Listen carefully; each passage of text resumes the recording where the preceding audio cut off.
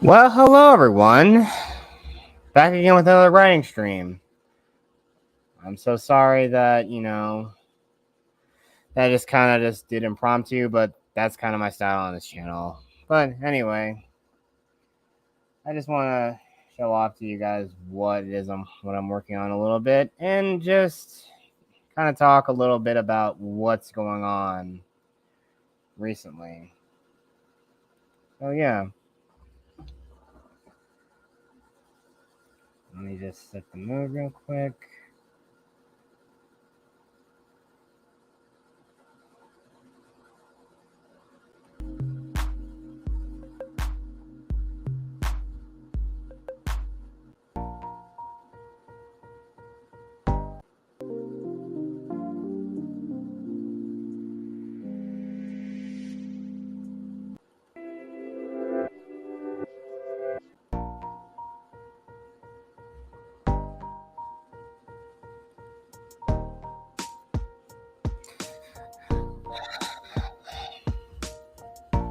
Sorry if anything you feel here that's loud in the background, like it sounds like a space heater going off.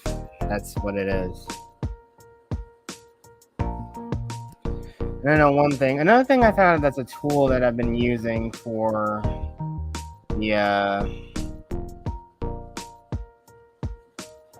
for Word. It's really come in handy, and that's the whole read aloud option, where it just goes through everything I've written so far.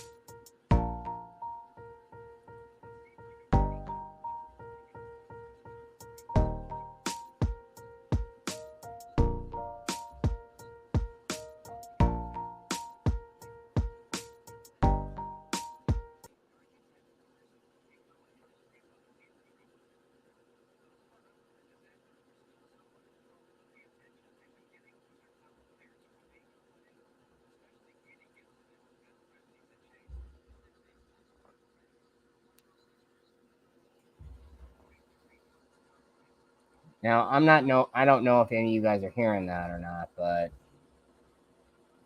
yeah.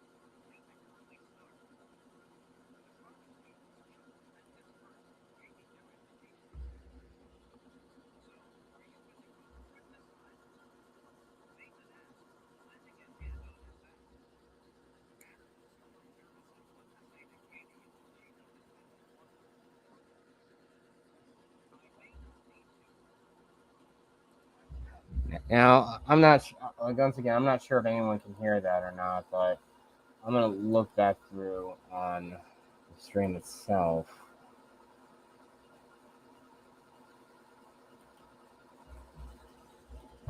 I'm not sure if that's the case or not. Let's see. We'll see.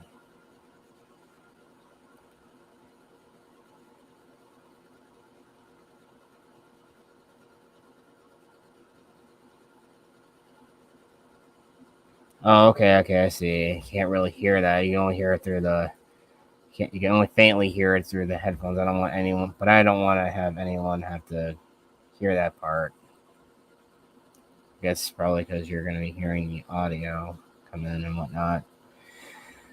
But let's press onward. But the whole gist of this whole entire second chapter, which again I write all my superhero story in the form of short stories, like in form of chapters and whatnot. But the second chapter is more or less about just, Adam and his best friend getting invited to a party by a girl she's crushing on. A girl he's crushing on and whatnot. Sorry, I'm just kind of butchering my words. Can't even speak. Sorry, but yeah, you kind of just get the point. But things go wrong. The main plot is that he has to try to stop a couple of AWOL Marines that robbed an electronics store, and they were packing some serious heat. As in, they actually had military grade ordnance that they stole when they went AWOL. So there's a lot. So there's already a lot to unpack with it, and I've already gone so far with most of this. It's just rising action with the conflict and whatnot.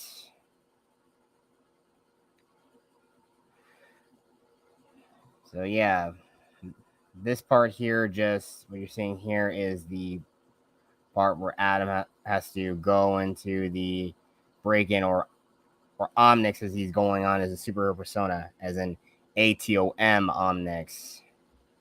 And I know I kind of made a jab in the first chapter that, his friend thinks that that's going to be a little confusing at points. So there's a little bit of self-awareness right there, but you get what I mean.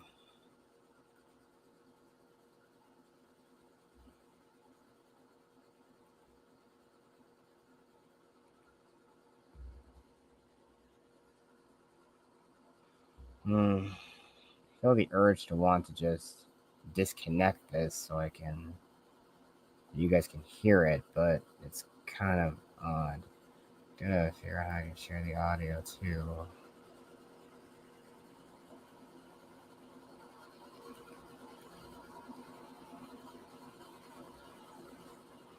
Hmm.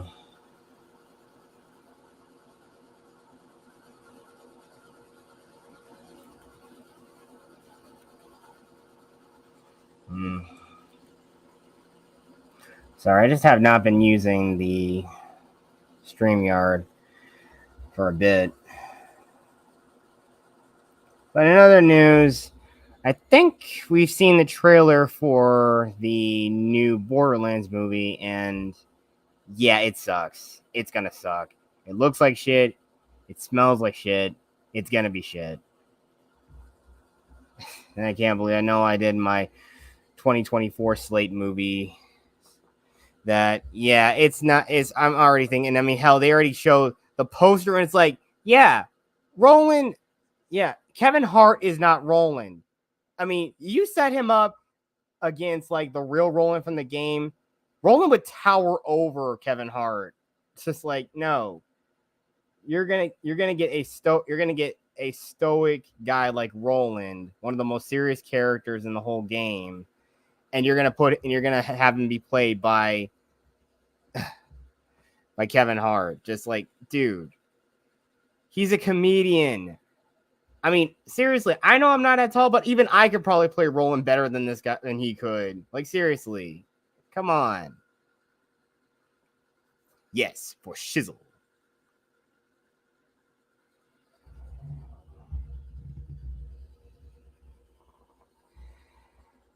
Okay, so moving back forward with this, Adams obviously tries to do the whole standard hands up, or I'll shoot you, and they're obviously getting into a standoff with him.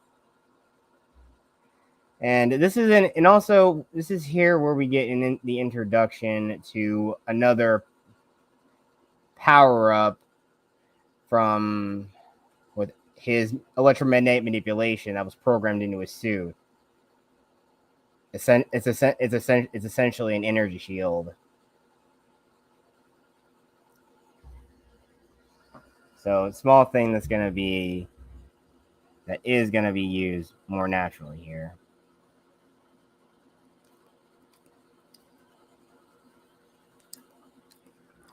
Yeah.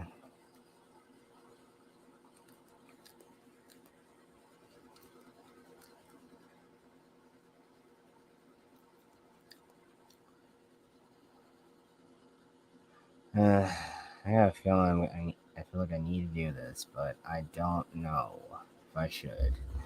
I'm really cheesing. I think I'm really cheesing this really badly, but I don't know. Just this whole YouTube thing is just not something I just don't think at times I just don't think I'm good at this. I'm still even 10 years trying to build this damn channel up. It's still difficult trying to do things right. But I know, heck, I was listening into one of that Star Wars girl streams just a few minutes ago, and of course, yeah, talking about the fact that she's married now. And one thing she kind of got into is that, yeah, she just kind of blew up with her success in her channel. And yeah, there are talking about people who get angry because they're more successful. I don't do that. I mean, sure, I'll get a little envious, but I wouldn't go as far as um saying any horrible stuff about somebody. I mean, sure, they made it successful. I don't know crap about how this YouTube stuff works. Even to this day, I don't. Hell, I don't even know how most of the freaking stuff on social media works. I don't know how all that works. And heck, I think even like PlayStation, when I try to do game streams, I know I did a special Valentine's Day stream for Until Dawn. And yeah, obviously I couldn't even promote it because I think PlayStation like disconnected like Twitter support. Well, now that it's called X now, because apparently I'm pretty sure Sony of America are probably like a very woke company. They don't like to have evil Elon Musk. Like, they don't want to be associated with this platform, even though that people have helped. It helps connect the PlayStation community and help people. It's helped a little bit in my content creation. I know for a while I didn't know how to utilize it because I had my account connected to it, but now that's gone. All I can really do is just upload videos that I have captured and put them on my channel. Let's try. Let's see. I'm not sure if anyone will hear this, but we're gonna just go through.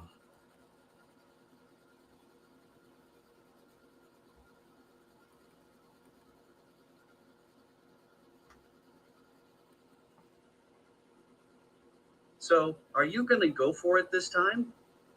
Nathan asked, planting a hand on his back. Adam was somewhat nervous of what to say to Katie until she noticed him and walked over along with Lisa. I may not need to. Ah, Adam and Nathan, just the boys we wanted to talk to. Katie approached smiling. About your party Saturday, we're in. Adam said humbly, enthused. Guess I didn't need to say anything. She smiled, handing them their invitations. Oop. Ever since our major brush with death, everyone's been calling us the River Bluff Five. I'm Sorry. Alright. Oh, this is not working right. Totally cheesing this.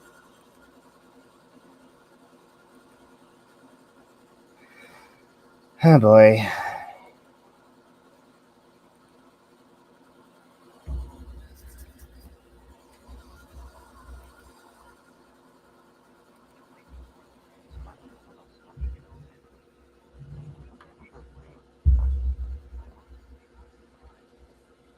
Nathan snarked. Those two would be loving the short-term fame, though they probably got another 10 minutes. The girls and Adam snickered at the comment as the Woodrow twins joined them. Oh, Cassie, Dana, I want to give my condolences to your grandmother. I heard about what happened to her on the news. Ah, relax, Adam. Our grandma Barb was pretty much a death store anyway. I'm just happy to know she left us a trust fund. Dana spoke. Mom said that money is for our college tuitions. How can you say that about Grandma? Come on, Cass. Grandma could barely walk, and her heart was so weak. I bet even an alarm clock going off would have gave her a stroke. She was scared to death by that creepy, demonic, whatever thing she said she saw. Cassie argued. You always were Grandma's favorite, Cass, even if she couldn't tell us apart at times. Look, girls, regardless, she must have been a very sweet woman. I'm sorry about what happened to her. She didn't deserve that. The creep who did it to her better say sorry. Hope that Adam Omnix guy finds him and kicks his butt. Katie muttered with ire in her eyes. Glad somebody's trying to stop all the bad stuff going on in this city. and the police are spread too thin to deal with most stuff. Adam was pleasantly surprised Katie admired his alter ego's exploits. He subtly conveyed with a small smile.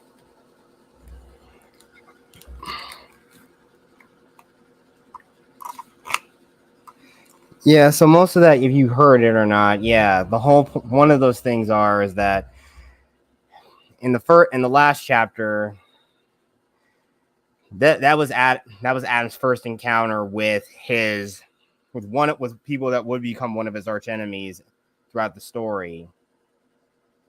The villainous Shade Matter, obviously a man with umberkinetic powers. One of his first things was more or less just testing his resolve to try to find him and whatnot. And one of them was basically the motivation of like scaring an elderly lady that was actually two of his classmates' grandmother, obviously. So yeah, she obviously suffered a fatal stroke from all that.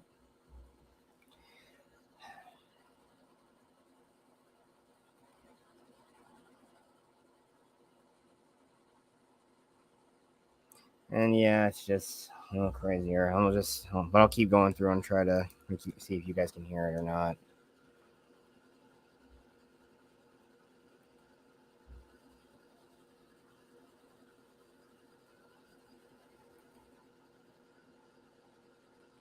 Yeah, and Martin's still pretty torn up about what happened to Matt.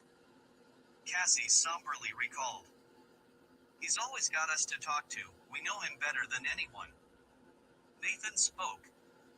And don't sweat it, Cassie. You can always talk to him, and maybe share a dance with him at the party? Lisa interjected as the bell to their next class rung. I'm glad I bumped into you, Adam. See you and Nathan on Saturday.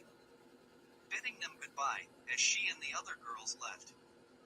Looks like you got your shot, man. Let's just hope she's not as fickle as I think she is. Nathan snidely muttered, as Adam rolled his eyes and walked away to class with him. School days were mundane. Patrol nights tended to be a slog at times.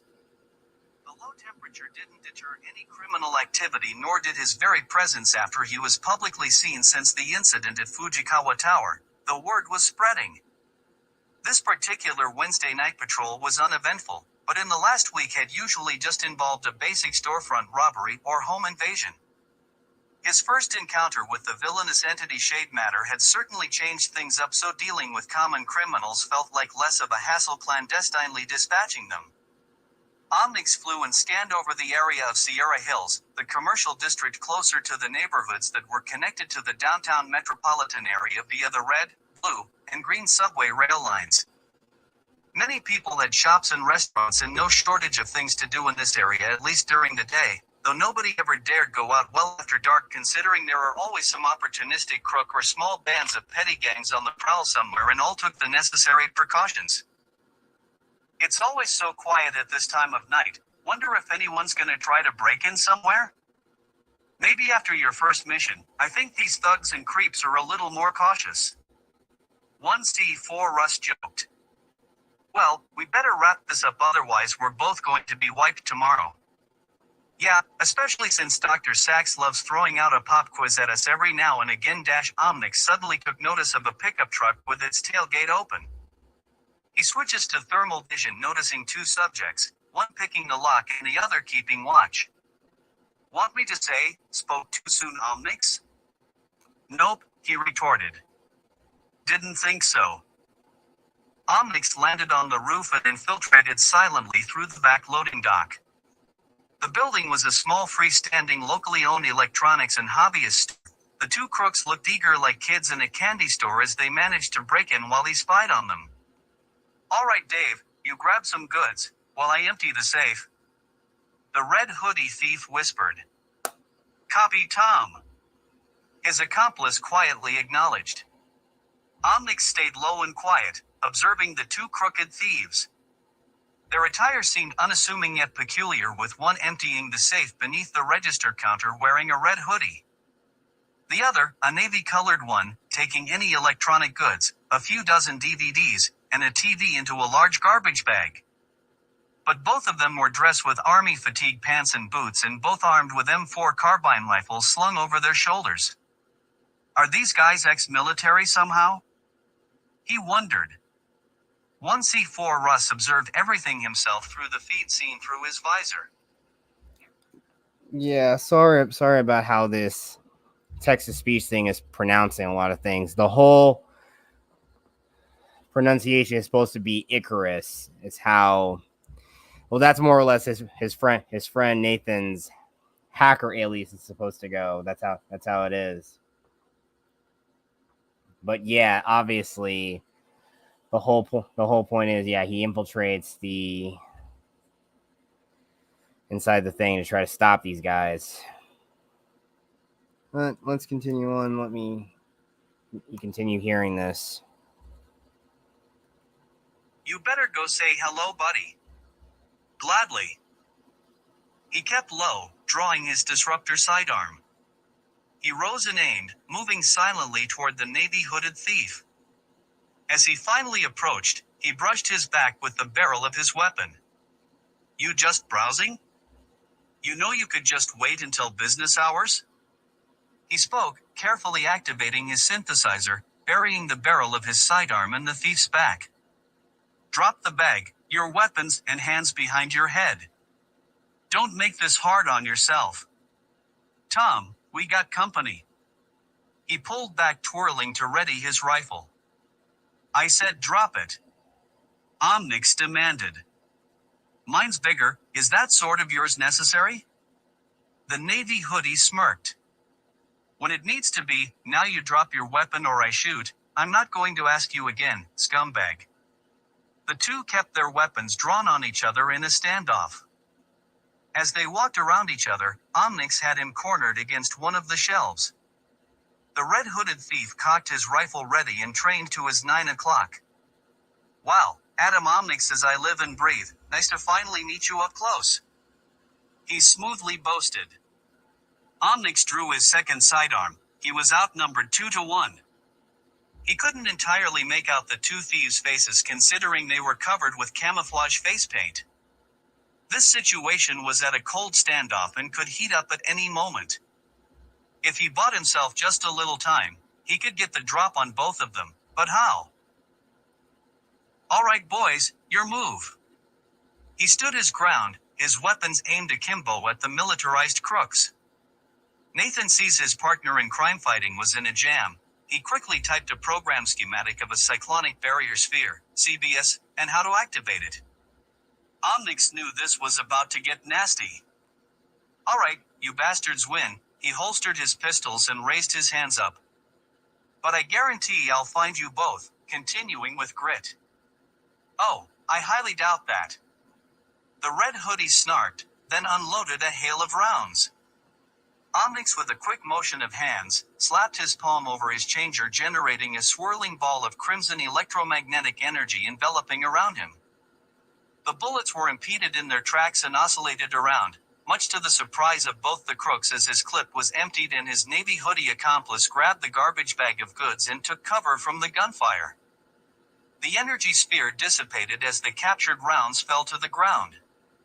He quickly redrew one of his weapons trained at the red hoodie as he hit the mag release on his rifle to reload. The crook in the navy hoodie was stunned by what he had just seen, but then grabbed a frag grenade strapped to his belt and pulled the pin, tossing it, then covered his ears. His red hoodie partner saw it falling nearby, jumping over the counter, cradling the bag of money he stashed inside. Ah, crap! Omnix shouted as the grenade detonated, the concussive force blowing him against the wall, and a shell fell on him. Grab the stuff and go, move, move. The two thieves scrambled to grab the loot they stole and ran out of the storefront. Omnix was shaken up by the blast. The only things that were damaged was the circular counter, a few pieces of electronic equipment on the walls, and a shelf blown in two. He looked up as the heavily armed thieves speed away in their truck. He slams his hand on the ground, frustrated that they escaped. So much for that impenetrable shield you mentioned, 1C4 Russ. Just get back here, Omnix, and we can figure things out. With a nod, he stumbles out of the small bits of rubble on him and exfiltrated out the way he came. I cannot believe I didn't see that grenade coming, and they got away. Adam ranted unmasked as he paced back and forth in Nathan's bedroom as he examined the footage from his visor feed. I mean, how the hell did they get those M4s and ordnance anyway? If you could just quit your baby nagging for 5 minutes, we can figure that out. Nathan scolded. I don't see any obvious marks or facial scars on these guys. They're that well hidden with that face paint? Adam took a closer look at the still image of the navy hoodie and notices his dog tags. Zoom in on those, Nathan. He does so and sharpens the frame. The image cleans up, clearly revealing the information. David Pierce, Marine Corps? He read aloud. I'll send this to Mr. Saunders and Rediker for a background check, Adam. It's the only lead we got on to hopefully nail these guys. Gotcha. I better get home before my mom kills me. He unplugged the cord connected to his mask and jumped out the window. I'm telling you, Tom, somebody must have tipped us off. The navy hoodie ranted off. How the hell would that vigilante punk know we were gonna rob the place? The red hoodie questioned. Who knows, maybe the shop owner you got into a fight with hired him as a watchdog.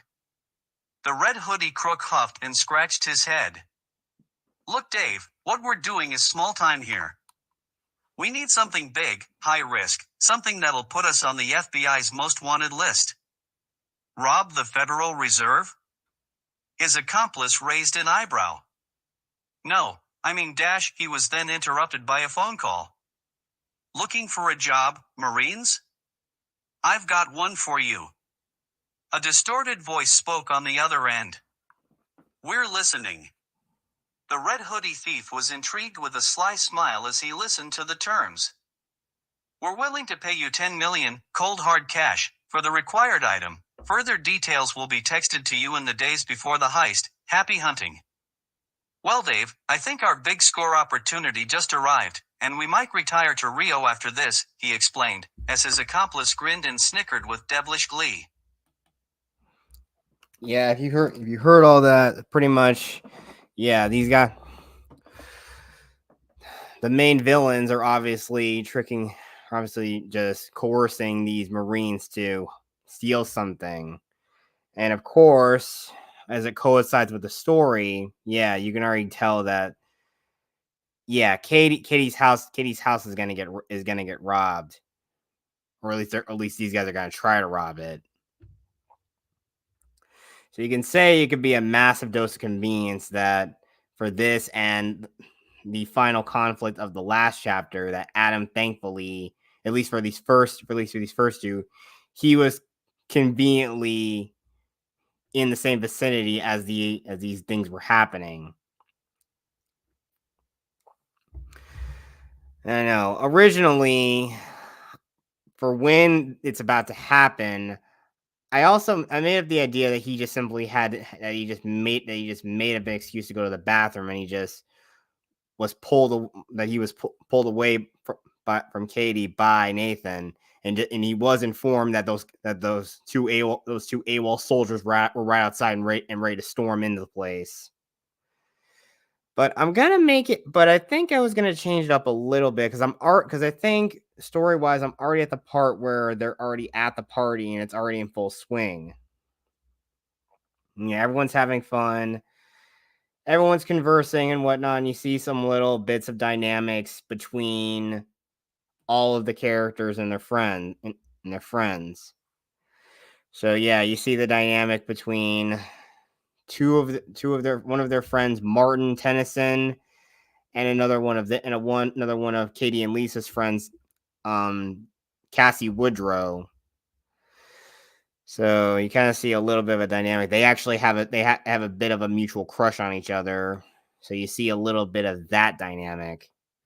And also, again, just Lisa's twin brother Jake, obviously being a complete jerk and whatnot, wanting to hopefully just mess around, and probably if someone ticks him off, he'll probably just try to resort to picking a fight. even though Katie beforehand, when they're decorating for it, I think they're gonna try to. She advises him to try to not do anything stupid, and even says that she's gonna start regretting inviting them anyway. In fact, I know I still think I want to just read back and just keep scrolling on through here just to explain a little bit of the plot to you guys.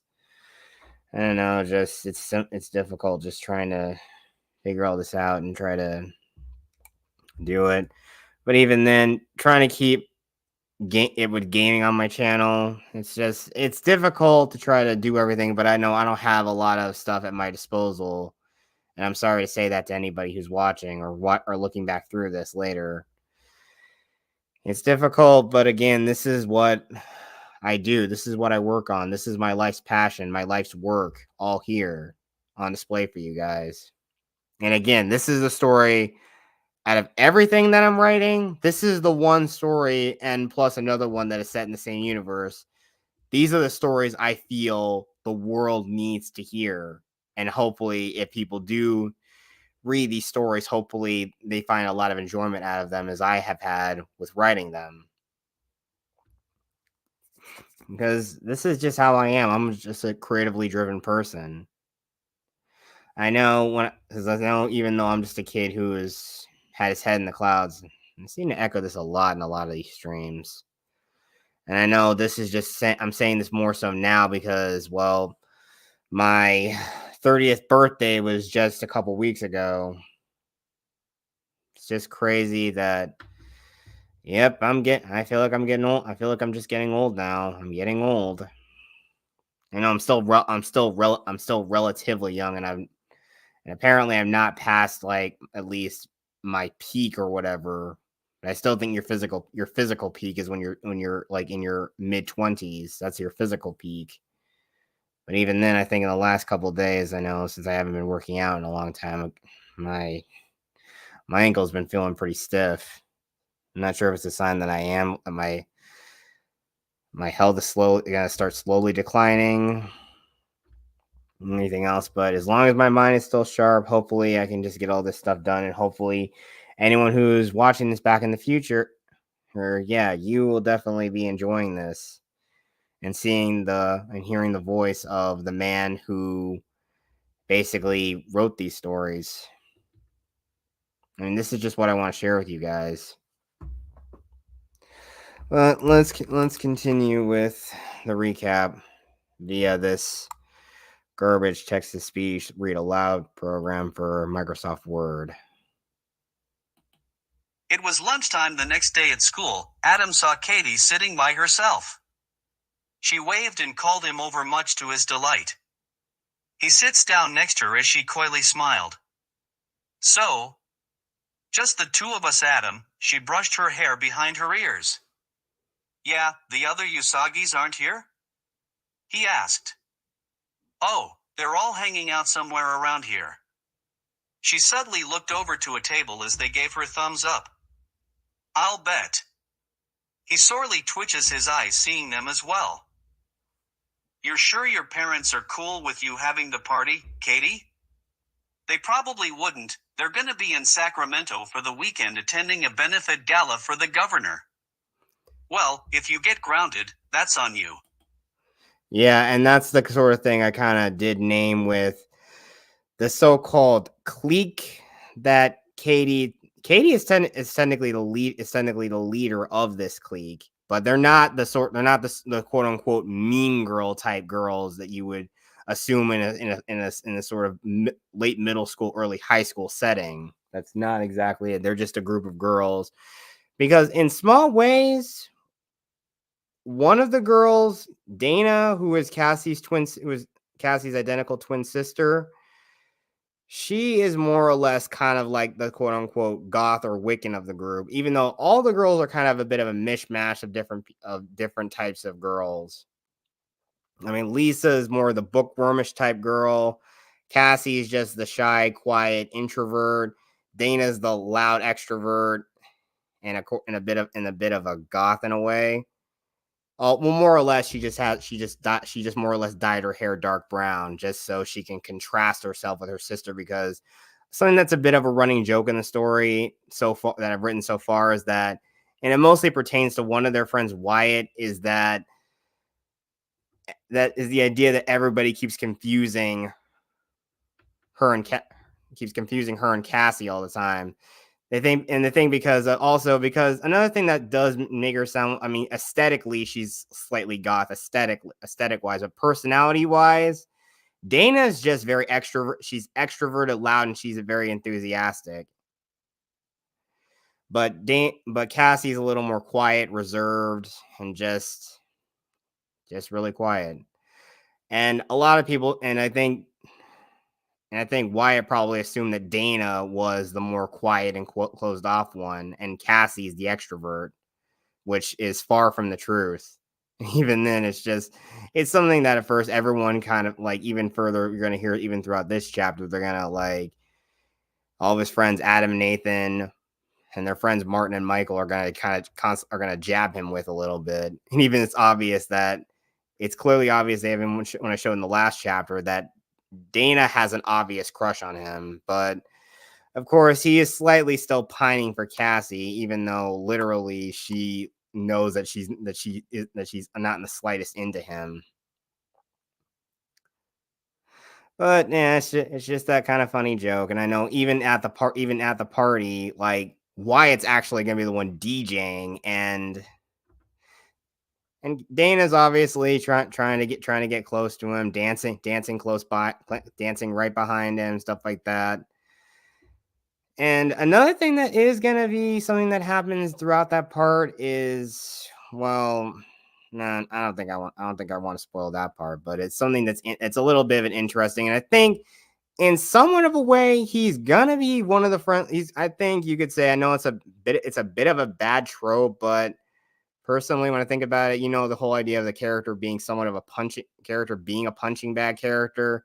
Well, I don't really intend for Wyatt to really be that. I would only make a punching bag character out of somebody who actually deserves it.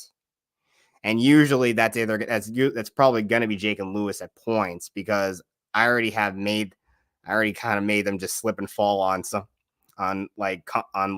freaking on the hard on a hard floor in their school, because Adam and Nathan sort of ticked them off by basically subtly using some of his martial art moves against them, because obviously they had some, right when they were tracking Shade Matter, they obviously confront them in school and ask them what are they up to and where are they going. Obviously they decline. And Adam obviously does some of those martial art moves, but he does it in a more subtle and graceful way. They chase after them, and they basically use like a whole bunch of things to create like a whole bunch of stuff to spill on the floor. They try to basically goat them over to where they are, and of course they just slip and fall all over themselves. I think it's kind of like that classic sort of like Bulk and Skull kind of like slapstick comedic humor you see in Power Rangers. And like I said, though, a lot of the elements in Atomonix, Atomonix took a lot of inspiration from Power Rangers and other superheroes like Static Shock, a little bit of Blade, and Batman in a way. So he's kind of like he's kind of like a bit of a fusion of all these characters. But again, its primary root is tokusatsu stuff, which I am no stranger to, and that I am a huge and massive fan of, and I will be that way until the day that I die. Let's continue onward. He smirked. I know, to be honest, I'm actually pretty terrified of this whole thing. I never expected this whole popularity thing to just happen overnight. I just want to be me and express myself without putting on some mask, you know? Katie sincerely said. I think I can relate. I act tough to protect Nathan, he's like a brother to me. I understand what it means to protect your best friend, boy do I know. I had to keep Lisa calm while we were trapped, but he was pretty headstrong through the whole thing. When you put it that way, you and I think a lot alike. He humbly smiled. Adam felt enraptured by Katie's nurturing demeanor. They were both fiercely protective of their friends, and never wavered when they stood up for what was right and just. Maybe Nathan was wrong about her being fickle? Nathan, all the while, was in the computer lab going over what little evidence was gotten on the militarized crooks Omnix attempted to stop the night before, but ultimately was thwarted by. He played back through the footage and skipping key frame images. This was to pick up on other details he and his friend may have missed identifying them. Scratching the back of his head had Nathan stumped as he awaited the background check from their mentors. A message popped up on his phone reading, "Details incoming, be sure to log out and leave no trace on your school's computers," from Rediker. He was then sent an email attachment with files and more detailed identification photographs of the two robbery thieves. Nathan looked on astonished. He quickly printed the information and packed up his stuff, logging out of the computer he was using, but not before he executed a small program on a USB drive that purged any command prompt or internet history that would be suspicious if anyone checked it later. He knew Adam would have to know what new information developed as he took the lunchtime to do his research. As he passed through the hallway, he reached the cafeteria, noticing his friend was chatting with his crush Katie Gibson. "Hey Adam, I need you for a minute. Sorry Katie, boy talk." He nonchalantly excused himself and pulled him away. Katie looked at her friends dumbfounded by what had just happened. Lisa shrugged her shoulders and hands up, unclear of what to say considering they both were best friends, so whatever it was, had to be important to them. "Is there any reason why you had to pull me away from such a great conversation I was having with her?" Adam asked. "Did you finally confess your feelings to her?" His friend squinted. "No, we were just talking about stuff, our friendships, you know?" "Well, Sergeant Commander Rediker sent me a full background check on those camel fatigue-clad bastards, and look what they dug up."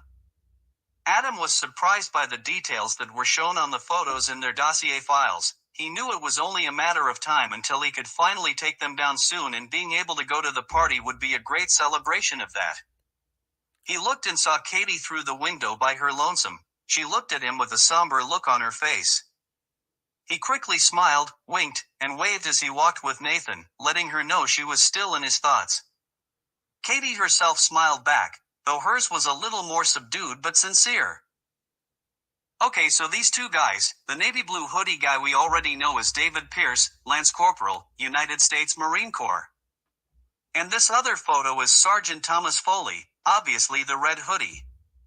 Both stationed at Camp Pendleton here in California, had tours in East."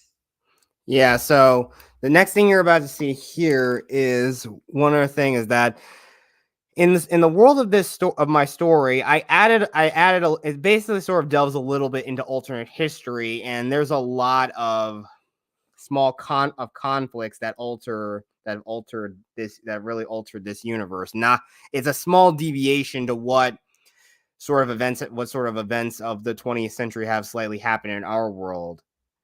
So what you're gonna see here is just some bits of world building I've created for this story, and I know I could probably write like a dedicated like timeline of this universe at some point, and maybe I can do that so maybe people will understand, so people wouldn't be confused about certain things. Because look, I'm a person that likes to do a lot of work, likes to probably do some deep world building, especially with this story. And I really know, like I said, I try to use some pretty tactful language, at least in this. I mean, it's enough I'm trying to make this story enough where where you as an adult can enjoy it, but also it's lighthearted enough that any kids of all ages can enjoy this as well.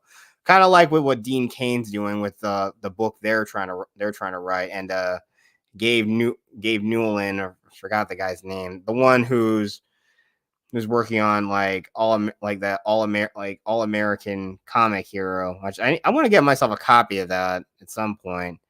And again, I really just want to be able to stack up with these. I want to just be able to have my stuff out there and hopefully enjoyed by other people, because let's be honest here, all the mainstream stuff, it's not very good. It isn't very good in the slightest. And I'm just like trying to be a person that's trying to tell a good cohesive story. I don't want to be bogged down by all this political crap and all this correctness and whatnot. I just don't gel with this stuff. And I mean, look, this is just not what I do.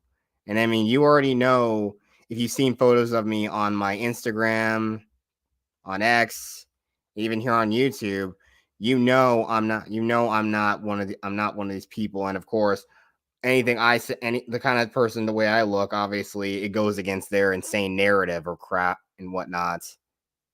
I'm not really going to go with this. I'm just trying to tell a good story. But let's continue to hear some of this, some of this background, this small bit of background lore. Timor, Somalia, New Guinea.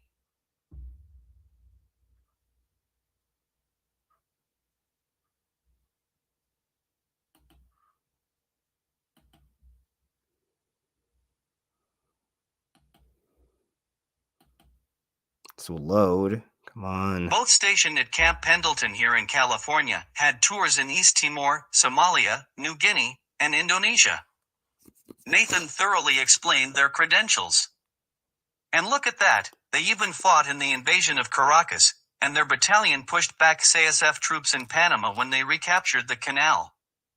Adam added, "Yep, they're with the magnificent bastards, hence why I called them that." Adam and Nathan still wondered in the back of their minds why these two Marines with fairly long service records would be committing crimes that would easily get them court-martialed and dishonorably discharged. But here's the kicker, says here Sergeant.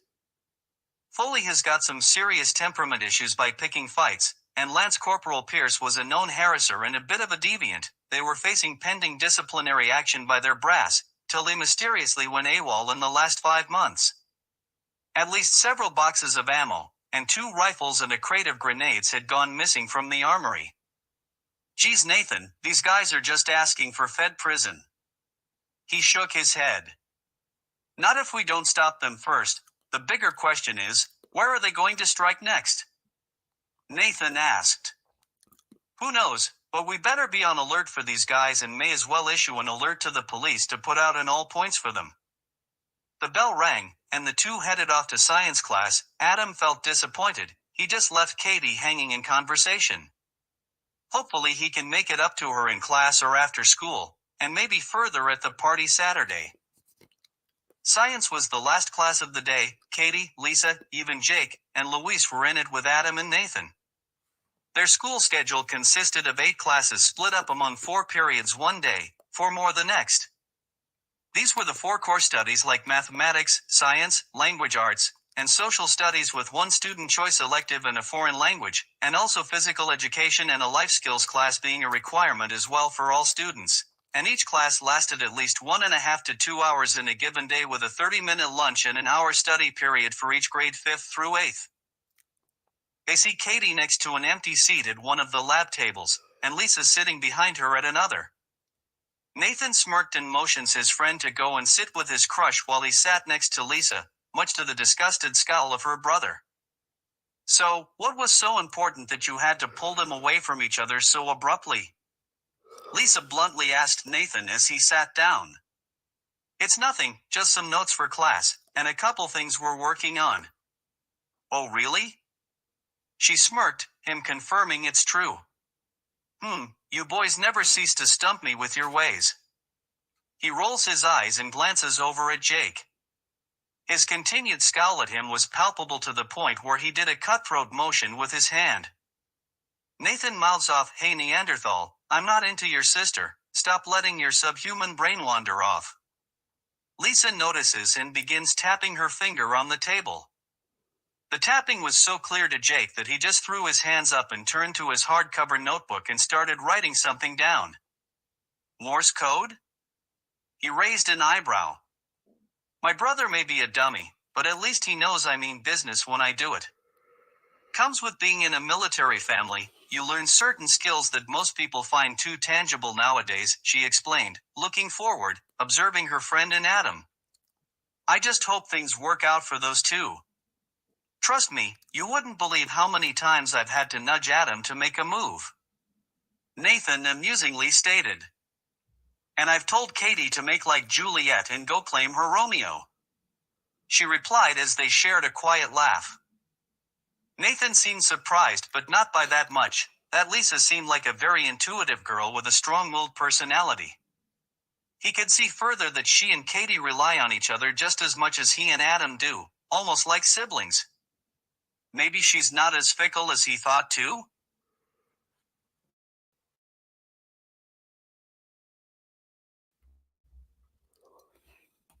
Hey, listen, you know Nathan didn't mean to separate us like that. I'm always willing to hear what he's got to say, especially if he knows it's important enough to share with me. I understand, he's your best friend after all. Whatever you got to talk about is your business. Who am I to judge? She replied with a smile. Well, I'm looking forward to the party, in more ways than one. His eyes twitched away as she blushed. Hope you don't mind sharing a dance with me, Adam, maybe even a very slow one? He curled a little smile himself and blushed. Oh, I'd be honored, Katie. Luis looked annoyed at how their overt flirting was, to the point where he wanted to just stand on the lap table he shared with Jake, much to his confusion. Oh, for crying out loud, will you two lovey-doves just kiss already? He blurted out. The other students looked at him confused. Adam and Katie were flustered. Congratulations, doofus, now we're probably going to get in more trouble than we already were this week. Considering karma deals a cruel hand to you two on a predictable basis, I'm starting to think you boys enjoy being stuck in detention with me at least once a week. Dr. Sachs enters the room as the kids settle down in their seats. But since I'm in a good mood today, I'll let it slide, for now. Everybody please look up to the projector screen showing the periodic table, because today we're talking about heavy elements and rare earths, he explained as science class finally began. After taking lengthy notes, and hearing their teacher explain and ask them questions on the topic, the bell finally rang, ending school for the day. Dr. Sachs motioned Jake and Luis to stay, as he lied about letting their outbursts slide for a good 30 minutes, keeping them in detention he hosted in his classroom at least twice a week. Hey, look on the bright side, big brother, at least you got a little extra time to study? And I can get a little peace and quiet at home, so I can study. Lisa cheekily snarked as the four of them all left class, letting out a few snickers. So, I take it those two were invited, Katie? Nathan asked. They probably would have crashed anyway if I didn't, but the more the merrier, I guess? You guys want to come over and help decorate tomorrow? Lisa asked. Nah thanks, we got something we gotta work on at my house. It was the thing we were talking about earlier, so, yeah. Adam replied, then walked away with Nathan. But we'll still be at the party, Katie, I promise. He's gotta be hiding something, I know it. Lisa smirked. Oh, shush it, Lise, his best friend's a big tech tinkerer, it's obvious what they're doing. I'm just happy I'd managed to get a moment alone with him. Give it some more time, Kate, and you'll have him wrapped around your finger in no time. Or have his arms wrapped around my waist as we dance to a slow song? The two girls share a giddy giggle. Oh, Katie, you are so romantic, it makes you so naively innocent. Adam and Nathan arrived at his house, noticing his mother's red Volkswagen Beetle in the driveway. They walk in and see her typing on her laptop while sipping a cup of tea. Hey sweetie, how was school today? She asked, walking up to hug her son. Yeah, so another thing to note here is that, yeah, Katie kind of, or no, not Katie, Lisa is somewhat sort of suspicious about what they're about something they might be up to, that that again, they're so secret about stuff that they're obviously they think you're hiding, but again, the characters won't find out what's going on until much later, at least even moving into the second volume of stories. And that's kind of where things sort of like more open up more, and Adam has more of a team that expands on the story. And I think you might have just they might have just been talking to two of their future superhero teammates, just just maybe a subtle thing. Subtleties right there. Man, guess this has been going on for at least an hour. Dang.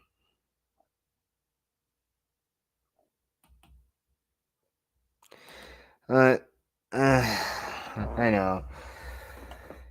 He would do again. Another thing throughout the scene, Adam has a little bit of a. We see this like this very the loving dynamic between him and his mother, and just standard stuff. Giving her son space. She trusts him, and again, his mother Mira, who's also a reporter, obviously, again, she's going around doing what needs to be done, getting research for stories for her news station, stuff like that. And it's just that amazing thing. I mean, ever since Adams or Mary, I think I'll just revert back to this and just let you hear it out though. I know I'm just talking about it. I know haven't really been writing, I'm just going over with it and whatnot. Adam and Nathan arrived at his house, noticing his mother's red Volkswagen Beetle in the driveway. They walk in and see her typing on her laptop while sipping a cup of tea. "Hey sweetie, how was school today?" she asked, walking up to hug her son. "Ah, same old, mom," he replied, dropping his backpack near the staircase. "I see, and how are you, Nathan?" "I'm good, Mrs. C. Don't got time to chat now. We got something big to work on, school stuff." "I understand. I just hope you two aren't gonna be procrastinating, that's all." "Come on, Mrs. Campbell, don't you trust your own son?" He smirked as he paced upstairs. Adam shakes his head at his friend's silly comment. "So, what's new in the world of journalism, Mom?" "Oh, Paul wants me to keep doing any hopefully newsworthy stories about this Adam Omnics vigilante character. Can't believe that incident your friends were in got us such high ratings at the station." "You earned it, Mom, considering you're good at what you do," he complimented as he walked up the stairs. Mira looks down at Adam's backpack and curiously snoops through whatever his son's belongings are. She then finds the invitation given to him by Katie. "Adam, what's this?" His eyes grew wide with concern, fearing she had found his changer that was also tucked away in his school bag as he ran back down. "It's nothing, Mom," he blurted, but stopped to realize it was just the invitation. So you were invited to a party?" "Is this from that girl you're so mad about?" she coyly asked. "Yeah, it is, Mom, but it's nothing you should be so worried about," he explained. "Adam, sweetie, I understand perfectly what it's like when you're in love with someone." "And who would that be?" He raised an eyebrow. "Who else? Your father. If only he could have been here to see how much you've grown up." She sighed, looking at two pictures in memorial of him in his police and naval uniforms. "I know, Mom. I miss him too." He comforted his mom's hand and took his backpack to join his friend up in his room. She breathed a humble sigh as she looked on at the photos of her dearly beloved and late husband. "Oh, Lucas, he's becoming more like you every day. I'm so proud of him." Adam enters his room and locks the door. Nathan had his... Yeah, so another thing that's quick to note about Adam's character is that Adam really looks up to his father before he passed, and again, he was only about 8 years old when this happened. When he actually died. But again, since he was a police officer, he died in the line of duty. So that's more or less how it is. And I mean, sure, he kind of grew up and sort of took everything that he had, and in many ways, like more or less, his father's death was the catalyst for his superhero journey, but something else that involved one of his classmates, it was essentially the powder keg that kicked it off. And I know if you read through the story, yeah, you might actually know certain things of what happened, because there is something that is mentioned with one of their classmates that obviously, even at the mere mention of it, it's sort of like it sort of hurts this character. So in a way, he's somewhat ingrained to the mythos of this story and the mythos of my hero. You would think he doesn't have that much significance in the story, but this character actually does. Or at least what tragedy befell this friend of Adam and Nathan's. Well, let's continue moving onward. Adam enters his room and locks the door. Nathan had his laptop and a little bit of his equipment set up on the bed. "Did she almost find your changer?" he asked. "No, thank God, she just found the invitation." Okay, that electronics store on Overton in Sierra Hills was their first target. And there's no other consistent pattern. It seems these guys must be real amateurs to this whole criminal business. "Maybe I'll do an extra patrol tonight?" Adam asked. "Yeah, you should." Adam soon then hears a knock at the door from his mother. "Adam, sweetie, I got word from Paul saying an electronics store in Sierra Hills got robbed last night. I'm going to head over there and get what info I can from the police and the owner. Be sure to take dinner out of the oven and put away the leftovers, okay?" she explained, as he cracked the door open. "I hear you, Mom, just busy studying the periodic table for science class." He smiled. "You'd be surprised how much our teacher wants us to memorize the atomic weights of rare earth elements, Mrs. C." Nathan commented. "All right then, don't wait up for me, son." "And Nathan, you're welcome to some food yourself," she said, then walked away and prepared to leave. "Thanks, Mrs. Campbell." Adam got the gears turning in his head as he closed the door and paced a bit, then snapped his fingers. "What are you thinking?" his friend asked, raising an eyebrow. "I'm thinking we might get a further lead by eavesdropping on my mom interviewing whoever owns that shop and maybe tap the surveillance footage." Yeah.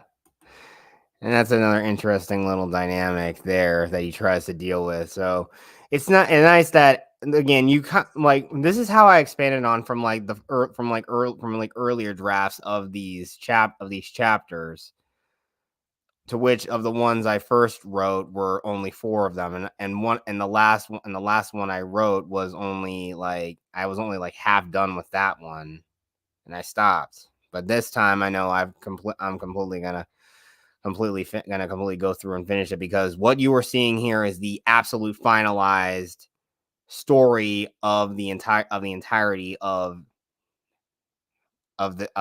my character.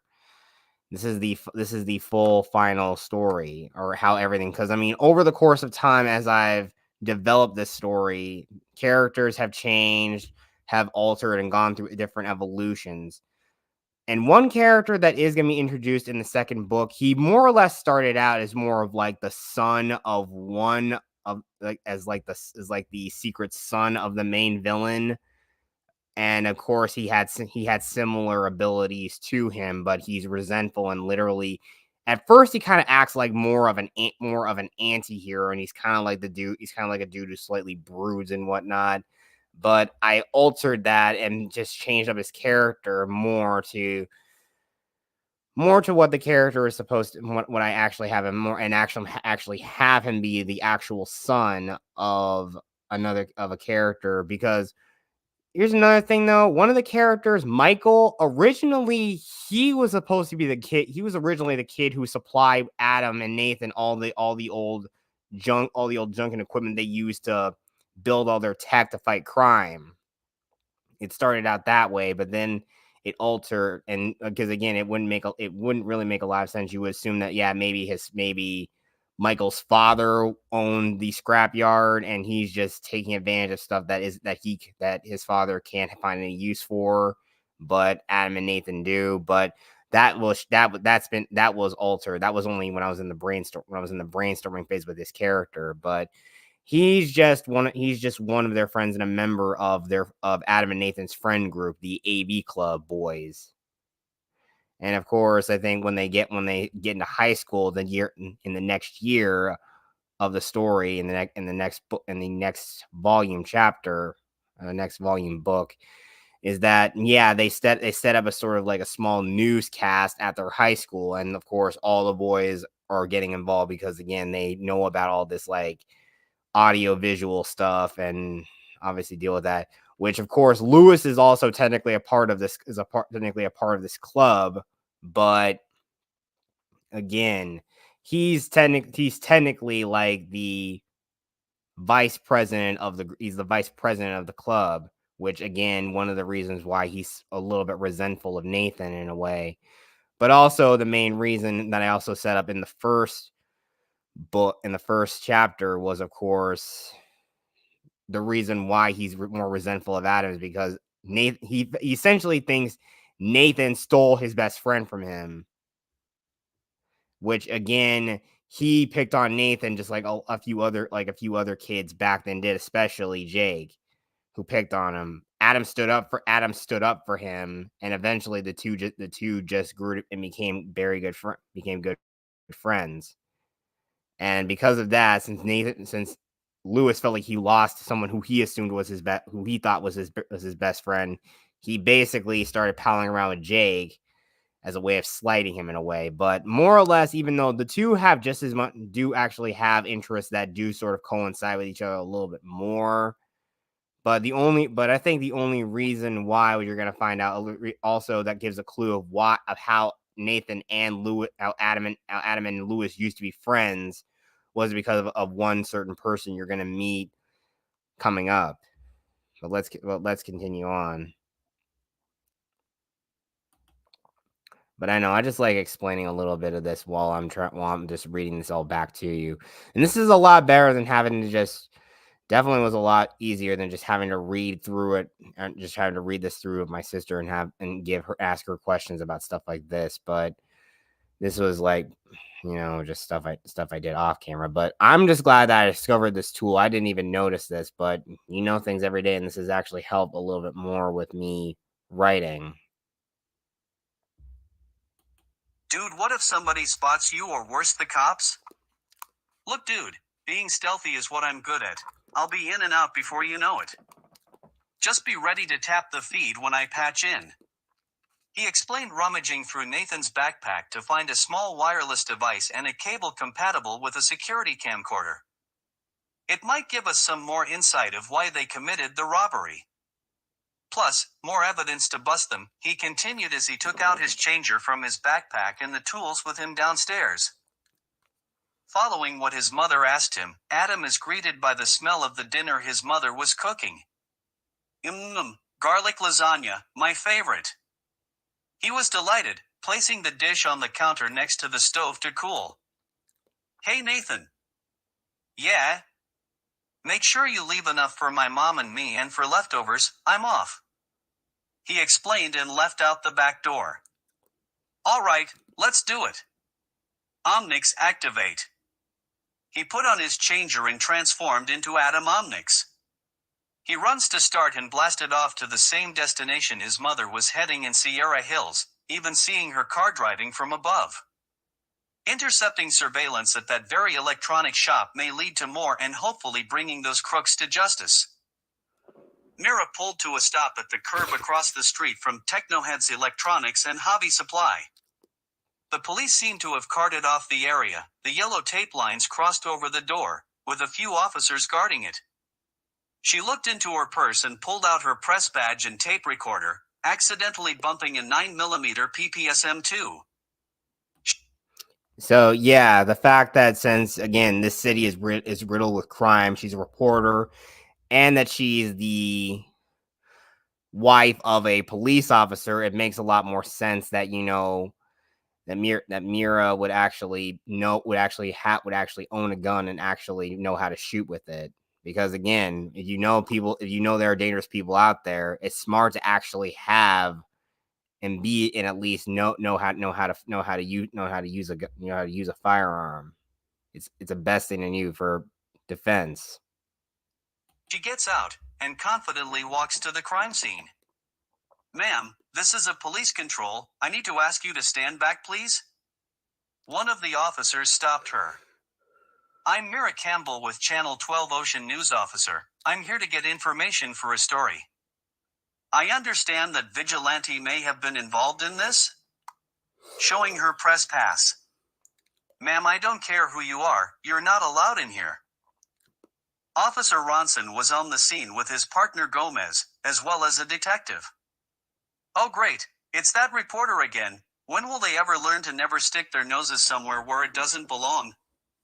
He scoffed. Ronson walked to the police line to defuse the situation as the detective continued her work, looking through the rubble and finding pieces of shrapnel. Mira, what are you doing here? Jeff? Could you tell your colleague here that I have a pass-through here? I want to ask the owner a few questions. He sighs. Tatum, stand down and let her pass. Gomez rolls his eyes disgusted, while the detective amusingly smirks. So, Mira, what brings you here? The detective asked. Hey Mitzi, good to know you're on this case too. How's your son? I don't want to talk about my family life while working. Don't you have the store owner to interview, or do you want to comb through this evidence with me? She denounced as she examines one of the bullets on the floor. Mira shrugs it off, walking toward the owner and turned on her tape recorder. Hi there, I'm Mira Campbell, Channel 12 Ocean News. I would like to ask you a few questions about the break-in of your business last night. So, you're the reporter Paul Ingram sent? The shop owner asked. Yes, he's my editor at the station. Now, is there anything you know? All I know is two guys broke into, and I think that Vigilante who saved those kids was here trying to stop them. Sorry, I think I need to change that.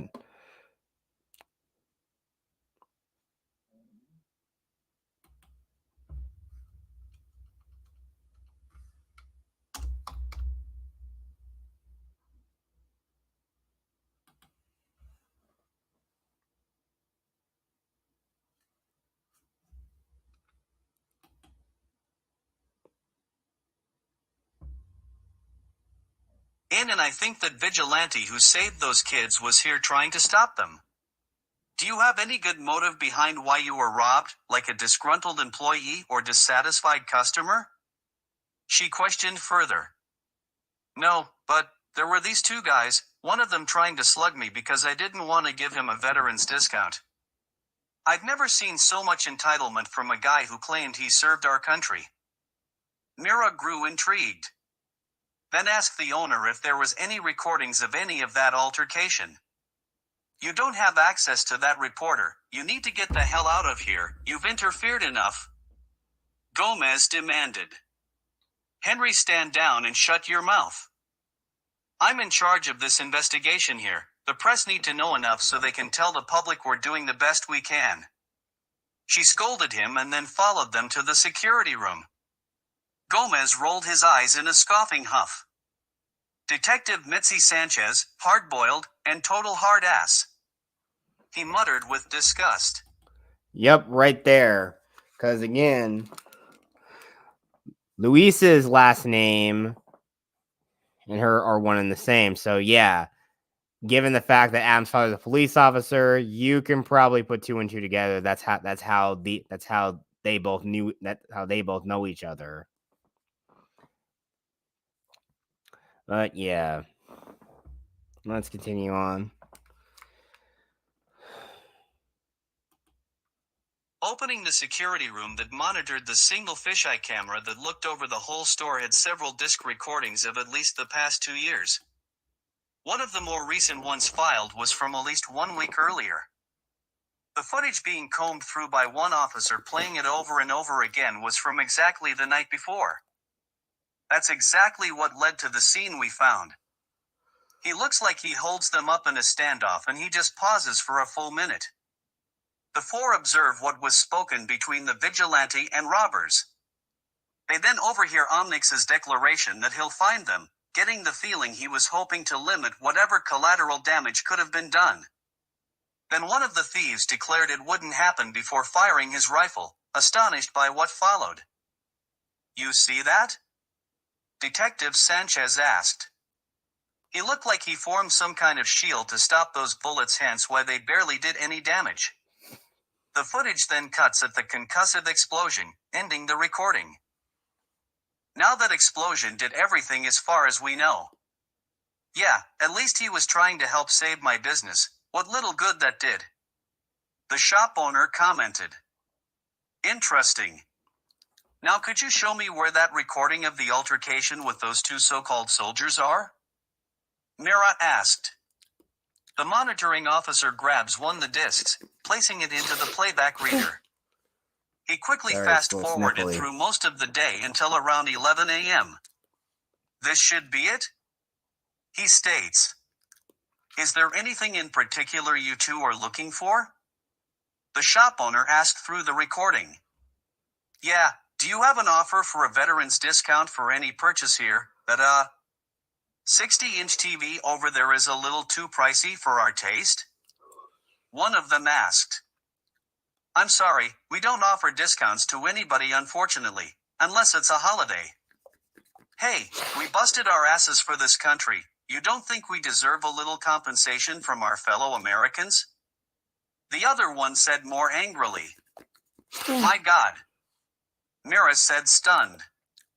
Sorry, sir, that's just my store policy. Maybe you should change your policy then, buddy. The man continued, grabbing him by his shirt. You let go of me or I'm calling the police. And what are they gonna do? He wound up for a punch. The recording clearly showed the owner was no pushover, quickly ducking under, giving him a good sock to the chin back. Book your ass for harassment for one thing, soldier. Now get the hell out of my shop. The Marine clenched his jaw and seemed content to continue into an all-out slug match from what the footage showed, but the owner stood his ground against the younger man. His fellow Marine held him back, pointing a finger. This ain't over, you old bastard. He coldly threatened. The two men in a huff walk out as ordered, not without giving the shop owner very crude gestures as they did. The monitor suddenly warped static briefly and returned. The officer monitoring raised an eyebrow but then brushed off what had happened. What was that? Detective Sanchez asked. I don't know. Weird? He replied. Omnix had landed out of sight near an alleyway as he saw his mother park.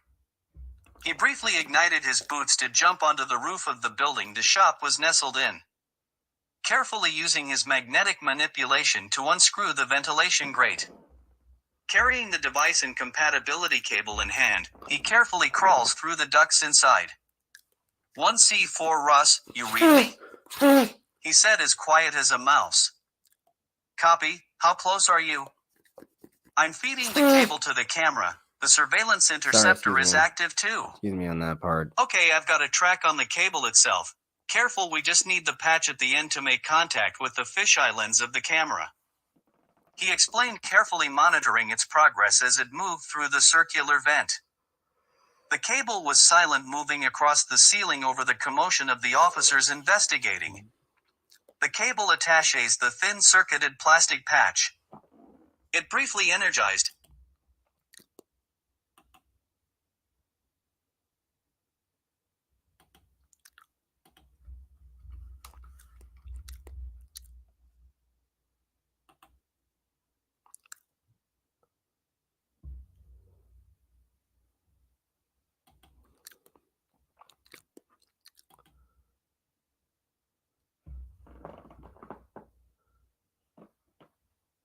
Sorry.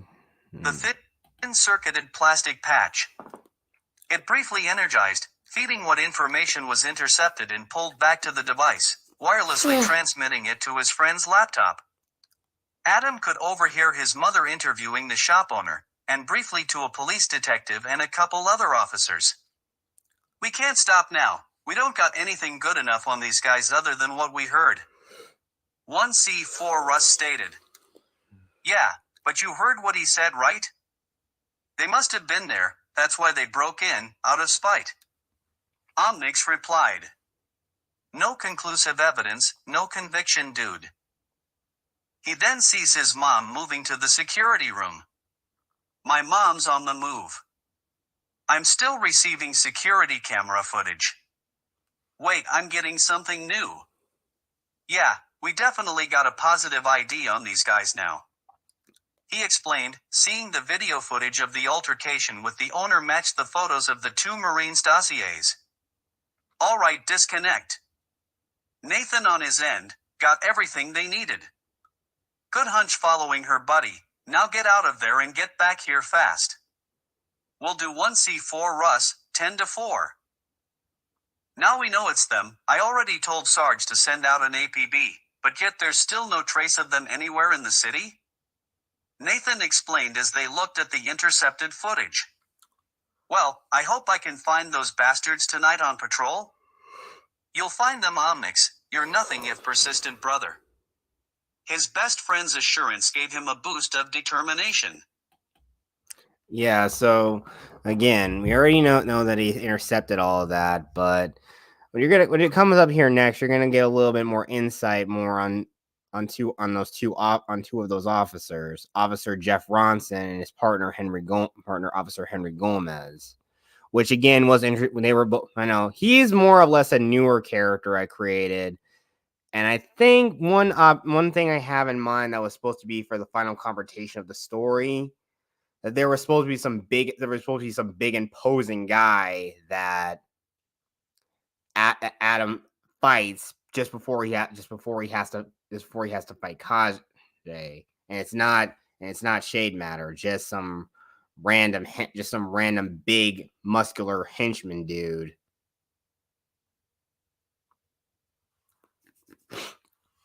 And more or less he just goes fisticuffs with him, but he overpowers the guy and takes him out. I'm starting to think that, well, no, I don't want to probably try to spoil that. But yeah, you're going to hear a little bit of the dynamic between these two officers. Officer Jeff Ronson and his partner Henry Gomez patrol through the streets of the Sierra Hills area. They were searching for the two military armed robbers, at least knowing what they looked like from the surveillance footage they dug up. Other officers on patrol were looking for any signs of them, but so far, their search well after dark had turned up nothing. How do they expect us to find two AWOL jarheads in this jungle? His partner commented. We didn't get much on them other than their faces. I'm not a detective, Ronson. What do you think is the reason why those assholes would just abandon their posts? Hell, if I know, Mr. Ex-Marine. He jabbed. Hey, it was a term of service, plus it looks great on an application for the civilian police force. Ronson briefly thought back to his former partner lost in the line of duty, thinking what he would have deduced. It could have been a number of reasons: pending disciplinary action, disorderly conduct, failure to follow orders, or they just said, to hell with it, and left. At least that's how Lucas would have figured it. Yeah, while that Campbell bastard was too much of an idealist, it must have been nice to see the world in black and white, but it's actually all very gray. Yeah, so there you go. Officer Jeff Ronson is actually Adam's father's former partner. And of course, Gomez was reassigned to him probably shortly after his death. So yeah, and you kind of see a little bit of the dynamic between them in a way. You could say that Ronson may be slightly younger and a little and not as experienced, but Gomez is probably more grizzled and probably a little bit more of a cynic in a way. Gomez rebutted. You should show a little respect for the man, especially for his wife and his son. He gave me a deeper perspective on life. It's precious if it's innocent. If life is disregarded, there's no hope for that man in life, but pray for his penance and forgiveness in death. It helped me see this job and appreciate my own wife and kids better. Ronson replied. Gomez looked at him with a disgusted roll with his eyes. I have 2 ex-wives I'm paying alimony for, and I didn't have any annoying children, at least not that I'm aware of. Ronson's partner, whom he had been working with for several years, was so buried in his work and took it as seriously as he did, he seemed almost cynical. But he himself was leading by example from his old one. By the way, why do you seem to hate the press so much even when you seemed pretty comfortable being interviewed by Mira? He then asked. Just setting the record straight, Ronson. Besides, I still think that Ninja Commando caused both those explosions in the marina and that elevator with those kids trapped inside. He explained so assuredly. Can't believe a miserable grump like you sees everything and everyone as the bad guy. Jeff, you gotta realize in this line of work, always expect the worst, and things can escalate and get nasty. He bluntly assured. Well, I guess when Mira put you on blast on the 5 o'clock news after the Fujikawa incident, you would have a hatred of the press. She's good at her job and she's just doing the best she can to provide for her son ever since what happened to Lucas. Ronson explained. Wait, that damn reporter was his wife? No wonder I didn't freaking like her. His partner cynically shrugged. Yeah, well Henry, you don't seem to really like anybody. So that really evens things out, doesn't it? Jeff Ronson, I think you just might be a fine officer yet. He then smirked. As the two continued their patrol through Sierra Hills, the two officers along with many other units in the area could find no trace of the two AWOL Marines still withstanding. But they weren't alone as the skies were filled with the quiet wisp of a young vigilante on the prowl for the same targets, and even he may have been having no better luck himself scanning from above. So yeah, I think that's as much as I'll share with the story playing back through it, but there are some other things. They still find no trace of the guys, but we're gonna cut to where we're already at in the story, and geez, I've already gone for about an hour on this. Dang. Huh.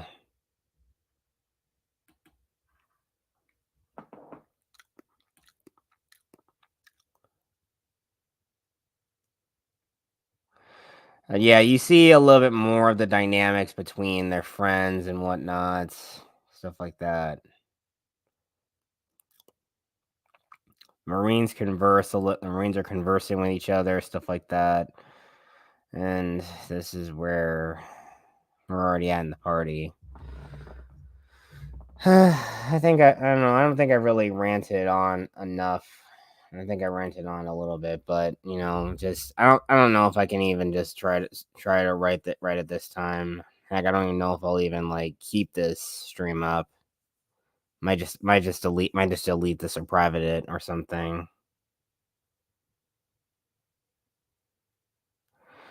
But I know I think I have been going on a little bit too long. Just bored. I mean, I don't really make as much content, but if you're looking for a palate cleanse somewhat for content, you can check out the Until Dawn Valentine's Day special I did on my channel. Let me put the link for that.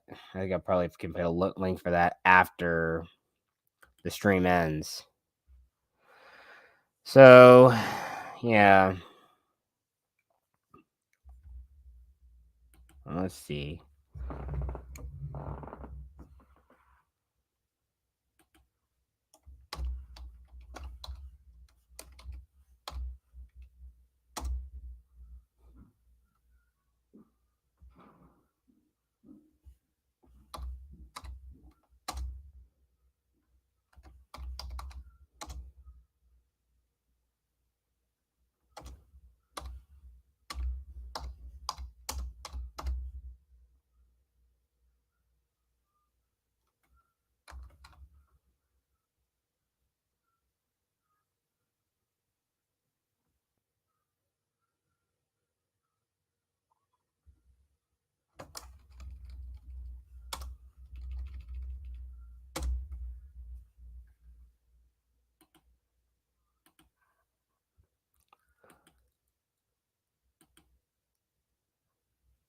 Let's set the map back here.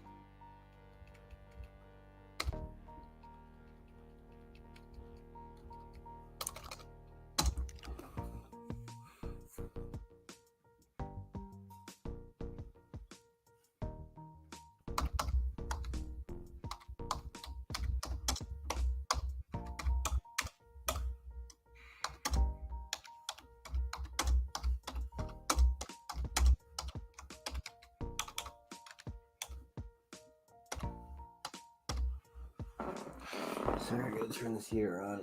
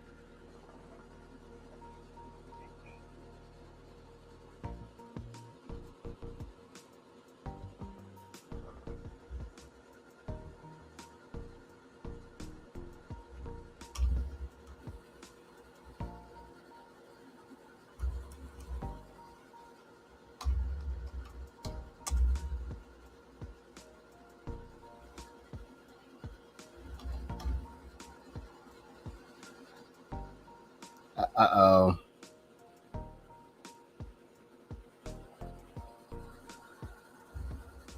Uh-oh. Oh no. Alright, there we go. Back.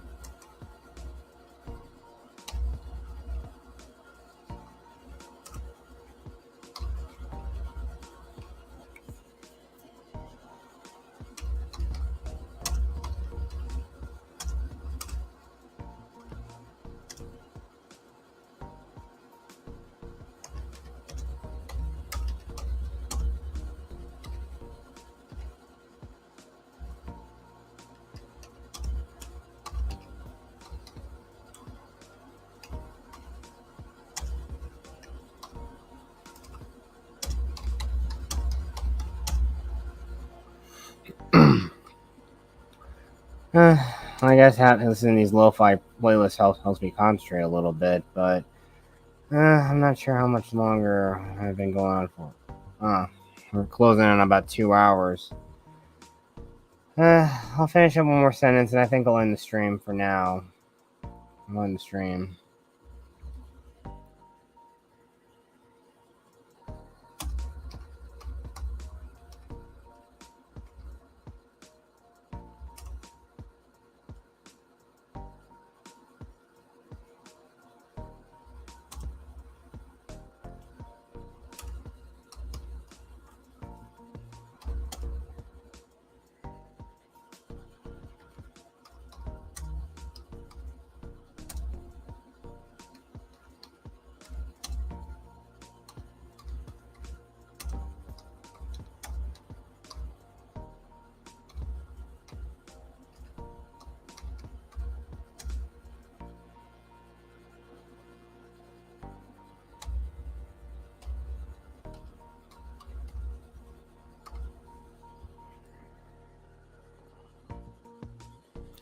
Yeah, I think I'll end it there.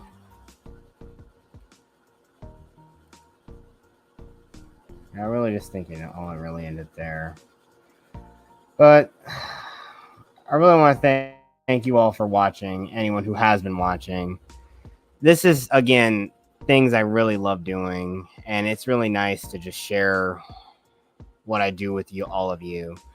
So, from the bottom of my heart, once again, with all these writing streams, thank you all for watching. Subscribe to my channel, like it, share it out to anybody you know. And as always, may God, the Force, and the power protect you always. See you next time, everybody.